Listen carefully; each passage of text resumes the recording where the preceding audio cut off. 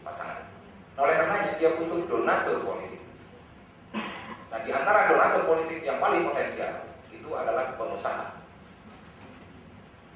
Nah, donatur ini akan memberikan bantuan dana, ya tentunya tidak juga dengan harga gratis. Dia juga dengan kompensasi. Nah, dengan dua modal akumulasi modal tadilah bertarunglah pasangan-pasangan dari kepala daerah dan wakil kepala daerah sehingga akan menang hanya satu pasangan. Dan yang pemenang inilah yang akan menjadi pemerintah formal pada pasca pilkada. Nah, ketika dia telah menduduki posisi pada pasca pilkada, maka sejumlah sumber-sumber modal yang berpartisipasi memberikan akumulasi modal politik maupun modal ekonomi tadi akan menagih kompensasi. Apa bahayanya kemudian ketika para aktor-aktor yang memberikan kompensasi dalam bentuk modal politik menagih kepada si pasangan kepala daerah dan wakil kepala daerah? Nah, inilah yang kemudian telah memunculkan gejala atau fenomena apa yang saya sebut dengan shadow state. Nah, gitu. Nah, dia akan melahirkan fenomena shadow state.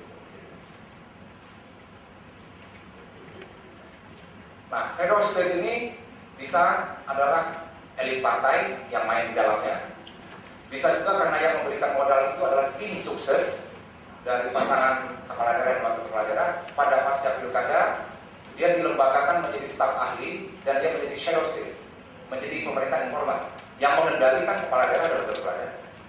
Sehingga dalam banyak hal keputusan yang diambil itu bukan di kantor gubernur atau di DPRD. Dalam banyak hal keputusan itu diambil di hotel dan juga diambil di warung kopi. Nah, gitu. Nah, karena begitu disitulah terjadi interaksi antara shadow state dengan formal state. Nah, gitu. Nah, itu akibat dari aktor-aktor yang terlibat dalam memberikan modal politik tadi. Nah, pada modal ekonomi yang paling banyak berperan adalah pengusaha. Nah, pada pasca pilkada dia akan tagih kompensasi. Nah, inilah yang kemudian memunculkan fenomena apa yang disebut dengan informal ekonomi, itu yang dikatakan oleh Barbara Harris, misalnya yang mengatakan itu tentang apa yang disebut dengan informal ekonomi. Muncullah praktek-praktek ekonomi bawahan. Nah, ini banyak muncul kejayaan ini dalam proses tender proyek, dan mereka akan menagih kompensasi itu dalam bentuk proyek-proyek besar yang diperoleh dengan rekayasa tender di tingkat pemerintahan daerah. Nah, gejala ini disebut sebagai gejala informal ekonomi. Nah, inilah yang terjadi yang ditemukan di 6 provinsi yang saya teliti. Di 6 provinsi ini adalah di Jambi, di Bengkulu, di Sumatera Barat, kemudian di Kepulauan Riau, Kalimantan Selatan, dan di Gorontalo. Apa yang dapat disimpulkan secara umum dari temuan di 6 provinsi ini? Yang pertama, tergambar bahwa pasangan kepala daerah dan wakil kepala daerah terpilih bila dilihat dari latar belakang masalah dalam latar belakang karir hanya bisa dibedakan dalam 2 kategori. Kalau dilihat dari latar belakang karir dari pasangan yang terpilih yang memenangkan pilkada, incumbent dan pengusaha. Mengapa incumbent dan pengusaha? Ini berkaitan yang menang. Ini tentunya berkaitan dengan 2 modal yang dibutuhkan untuk memenangkan pilkada. Modal politik dan modal finansial. Untuk incumbent tidak dilakukan. Selama 5 tahun pertama dia melakukan memimpin pemerintah daerah, itu dia memiliki kesempatan untuk akumulasi modal politik maupun modal ekonomi.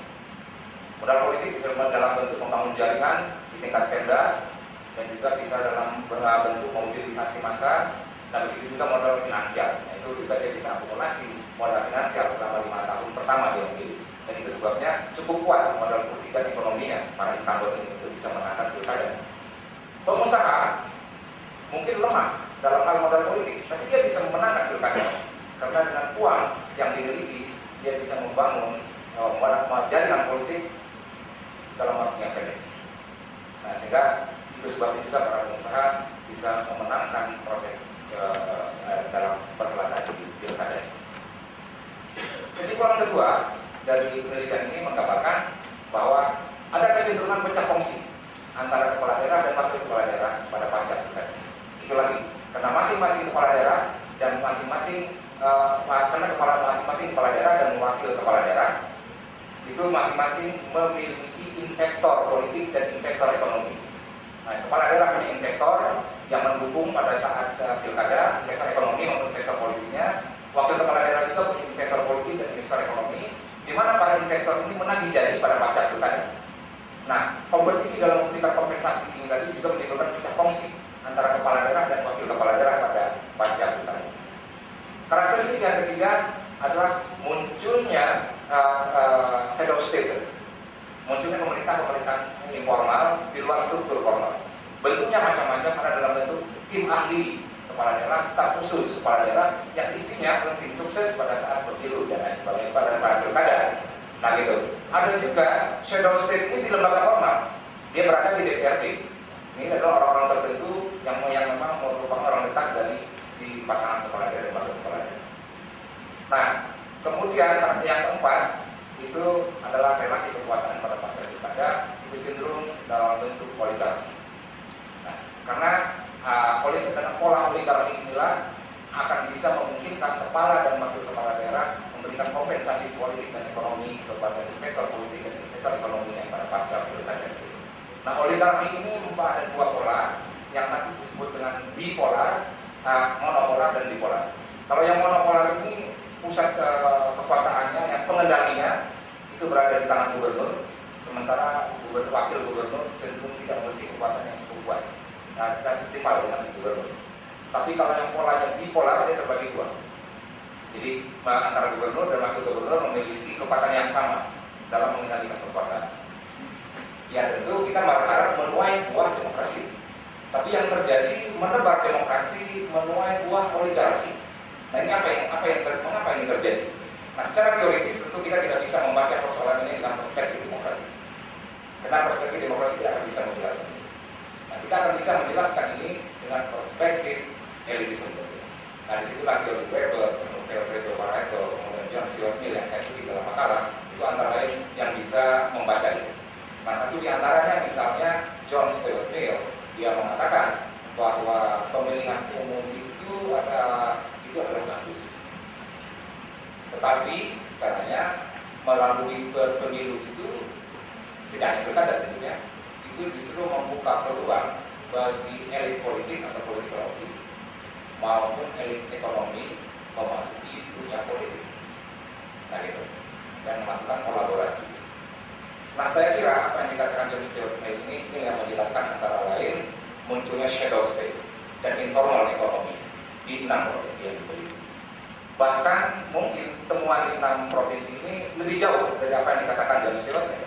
Karena John Stuart Mill hanya mengatakan bahwa pemilu itu merupakan salah satu sarana dari para pengusaha untuk memasuki dunia politik ke partai politik dan parlemen. Itu yang dia maksud. Indonesia punya karakteristik yang lebih dari itu. Pemilu pilkada telah membuka para peluang bagi pengusaha tidak saja terlibat dalam partai politik dan parlemen, tetapi juga memasuki dunia eksekutif, yaitu menjadi kepala daerah atau wakil kepala daerah. Lebih dasar, artinya tidak masuk partai politik dan parlemen saja, tapi dia masuk ke eksekutifnya, membuat kebijakan. Nah itu yang terjadi secara teoritis menjelaskan fenomena ini. Nah kemudian dia juga mendukung apa yang dikatakan Weber, bahwa pemilihan umum itu sebenarnya merupakan sarana bagi elit politik untuk menuai legitimasi melalui suara massa, suara pemilih. Nah jadi itulah artinya bagaimana melakukan sentralisasi melalui dukungan massa dari pemilu. Nah itu yang dikatakan teori elitisme yang dikatakan oleh Weber. Nah pertanyaannya berikutnya, 3 menit. Pertanyaan berikutnya adalah bagaimana kita memaknai fenomena ini pada konteks 10 tahun reformasi atau dasar reformasi ini? Apa yang keliru dengan reformasi ini? Sehingga telah menghasilkan pilkada seperti ini, dengan sosok seperti ini.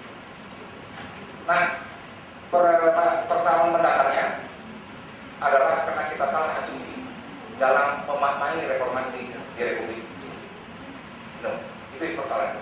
Salah asumsinya apa? Karena kita memaknai reformasi ini adalah suatu pergeseran dari otoritarian menuju demokrasi. Karena kita asumsikan Soeharto selama sekian puluh tahun dianggap rezim otoriter, dan oleh karenanya dengan jatuhnya rezim orde baru kita dengan serta-merta berpikir akan menuju ke demokrasi.